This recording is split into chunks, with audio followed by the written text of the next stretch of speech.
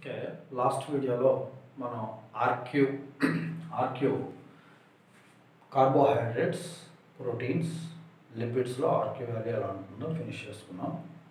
ఇప్పుడు మనం ఏం చేద్దామంటే RQ value in organic acids మిగతా వాటిలో ఎలా కనిపిస్తుంది. ఆర్క్యూ అంటే మనకి తెలుసు కదా, respiratory quotient value in organic acids. నెక్స్ట్ది ఆర్గానిక్ యాసిడ్స్ గురించి చూద్దాం. ఆర్గానిక్ యాసిడ్స్ అంటే తెలుగులో సేంద్రియ ఆమ్లాలు. సేంద్రియ ఆమ్లాలలో ఆర్క్యూ వాల్యూ ఎలా ఉంటుంది? సేంద్రియ ఆమ్లంలో ఆర్క్యూ వాల్యూ ఎలా ఉంటుంది? So the organic acids like organic acids అంటే ఏంటి? ఫర్ ఎగ్జాంపుల్ మ్యాలిక్ ఆమ్లం, oxalic acid and pyruvic acid, ఇవన్నీ సేంద్రియ ఆమ్లాలుగా కన్సిడర్ చేయొచ్చు.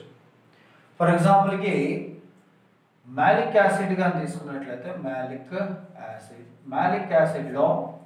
ఆమ్లంలో ఆర్క్యూ వాల్యూ ఎలా ఉంటుందో చూద్దాం. మ్యాలిక్ ఆమ్లం మనం ఆల్రెడీ ఒక ఫార్ములా చెప్పుకున్నాం. ఒక ఆర్గానిక్ యాసిడ్ అనే కాకుండా శ్వాసక్రియలో పాల్గొనేటటువంటి అవస్థ పదార్థం, the respiratory substrate. First of all ఆక్సిజన్లో దహించబడుతుంది. ఆక్సిజన్లో దహించబడి ఏంటి విడుదల చేస్తుంది? CO2 ప్లస్ వాటర్ మాలిక్యూల్ విడుదల చేస్తుంది. This is the basic formula మనకు తెలుసు. So the malic acid oxygen దహించబడి CO2 వాటర్ మాలిక్యూల్ కన్వర్ట్ అవుతుంది. How many oxygen molecules are utilized and how many CO2 molecules are liberated అనేది మనం ఇక్కడ తెలుసుకుంటే సరిపోతుంది. So now the malic acid basic formula ఏంటి అంటే C4H6O5 is the malic acid formula. దీన్ని బేస్ చేసుకొని మనం దీన్ని క్యాలిక్యులేట్ చేద్దాం. సో దీనిలో ఎన్ని కార్బన్స్ ఉన్నాయి? 4 కార్బన్స్ ఉన్నాయి కాబట్టి టోటల్ ఎన్ని CO2లు వస్తాయంటే 4 CO2 మాలిక్యూల్స్ ఆర్ లిబరేటెడ్. ఎన్ని హైడ్రోజన్స్ ఉన్నాయి? 6 ఉన్నాయి కాబట్టి the total hydrogens are converted into water molecules. Then ఇక్కడ 6 వాటర్ మాలిక్యూల్స్ ఉన్నాయి, 6 హైడ్రోజన్స్ ఉన్నాయి కాబట్టి 3 వాటర్ మాలిక్యూల్స్ వస్తాయి. So the malic acid 4 CO2 and 3 H2O గా కన్వర్ట్ అవడానికి ఎన్ని ఆక్సిజన్ అవసరమైందో చూడండి. ఇక్కడ 4 CO2 కాబట్టి 4 into 2 అంటే 8 oxygen molecules are required here.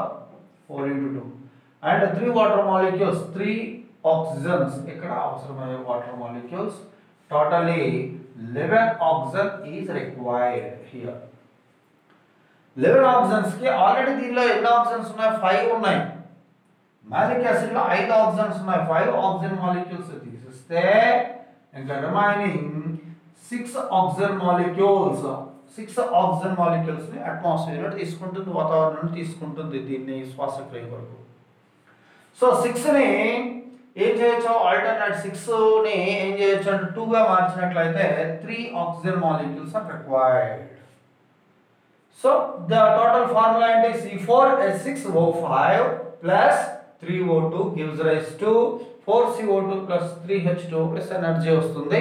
ఇది ఫార్ములా, ఈ విధంగా కంబైనేషన్ జరుగుతుంది. దెన్ అప్పుడు ఏంటి? ఆర్క్యూ ఇస్ ఈక్వల్ టు మనకు ఆల్రెడీ తెలుసు. RQ is equal to CO2/O2. CO2 అన్ని ఇక్కడ 4 CO2 తీసుకుంటుంది. ఆక్సిజన్ అంతా 3 అంటే 4/3. సో ఆర్క్యూ వాల్యూ ఎంత వస్తుందంటే దాదాపుగా 1 కంటే ఎక్కువ వస్తుంది. 1.33 వస్తుంది. అంటే 1 కంటే దీన్ని సింప్లిఫై చేస్తే 1.33 వస్తుంది. 1 కంటే ఎక్కువ వస్తుంది. కాబట్టి సేంద్రియ ఆమ్లాల్లో RQ value more than 1. Okay, more than 1, 1 కంటే ఎక్కువ ఉంటుంది అని చెప్తాం. గ్రేటర్ దాన్ 1 అని చెప్తారండి. ఇది మ్యాలిక్ యాసిడ్ ఎగ్జాంపుల్. ఒక ఎగ్జాంపుల్ మ్యాలిక్ యాసిడ్ ఎగ్జాంపుల్ 1. అదేవిధంగా మరొక ఎగ్జాంపుల్ 2 ఇంకేదైనా తీసుకుందాం. ఫర్ ఎగ్జాంపుల్ టార్టారిక్ యాసిడ్ తీసుకున్నాం అనుకోండి.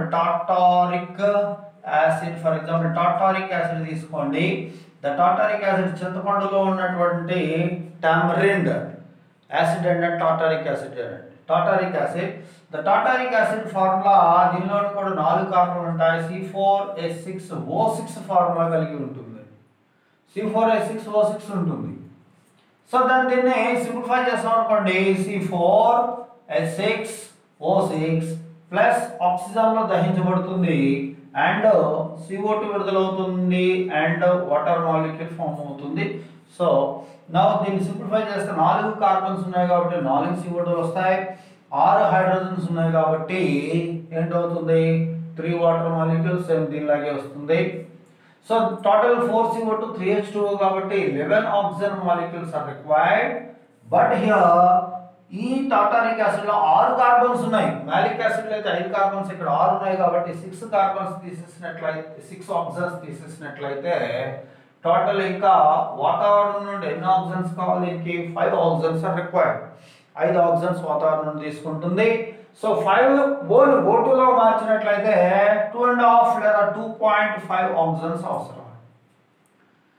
So the total formula C4H6O6 plus 2.5 or 2.5 oxygen gives rise to 4 CO2 plus 3 H2O అనేది ఏర్పడుతుంది.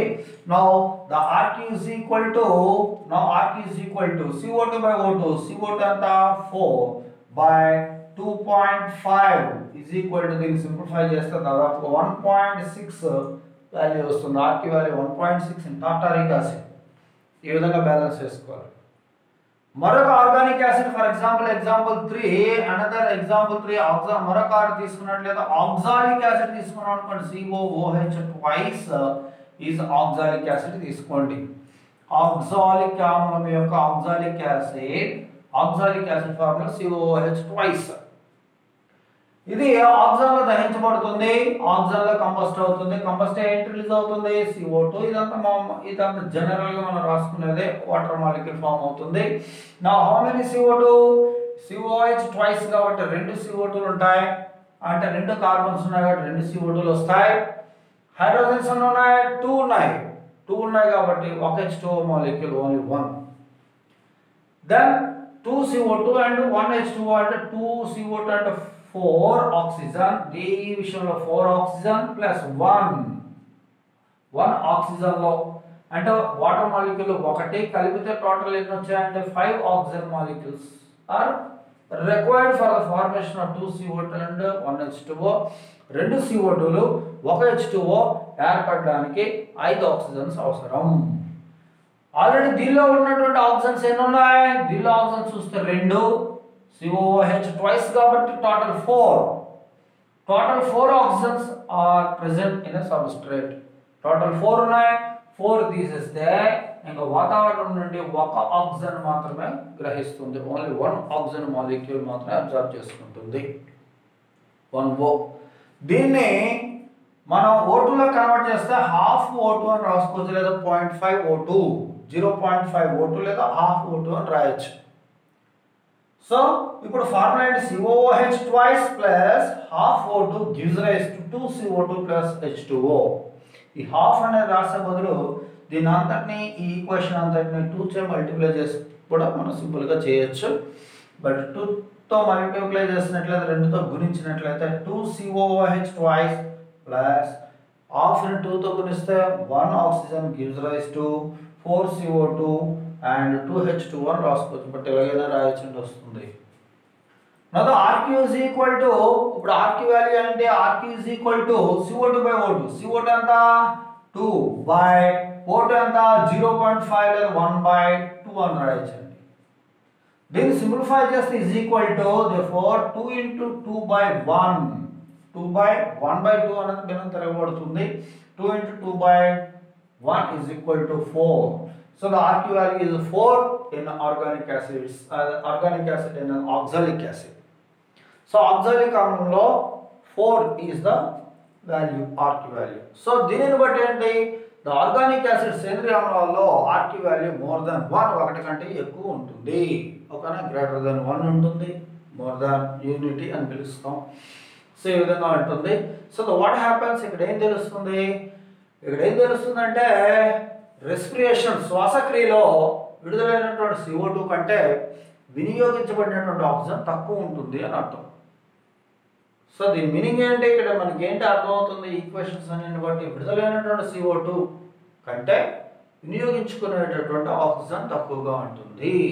ఎందుకు అలా తక్కువగా ఉంటుంది అంటే ఇక్కడ ఉన్నటువంటి శ్వాసక్రియ అగస్త పదార్థం రెస్పిరేటరీ సబ్స్ట్రేట్లో ఆక్సిజన్ ఎక్కువ ఉంటుంది. అందుకని వాతావరణం నుండి తీసుకునేటటువంటి ఆక్సిజన్ తక్కువ తీసుకుంటుంది.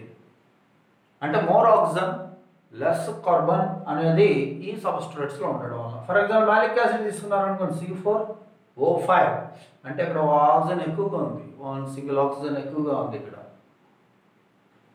టాటారిక్ యాసిడ్ తీసుకుంటే C4O6 ఇక్కడ 4 కార్బన్లు ఉంటే ఆక్సిజన్ 6 ఉంది, అంటే ఎక్కువ ఉంది. కాబట్టి ఇది దహించడానికి లేదా జీవాక్సీకరణ బయాలజికల్ ఆక్సిడేషన్కి the required oxygen, atmosphere oxygen తక్కువ అవసరం అవుతుంది. సో ఈ ఆర్గానిక్ యాసిడ్స్ సేంద్రియ ఆమ్లాల్లో RT వాల్యూ ఎలా ఉంటుంది, 1 కంటే ఎక్కువ ఉండడానికి కారణం ఇది తక్కువ ఆక్సిజన్ వినియోగించుకోవడం, ఇది తక్కువగా ఆక్సిజన్ వినియోగించుకోవడమే దీనికి రీజన్ అండి. సో ఇది సేంద్రియ ఆమ్లాలు. Next part next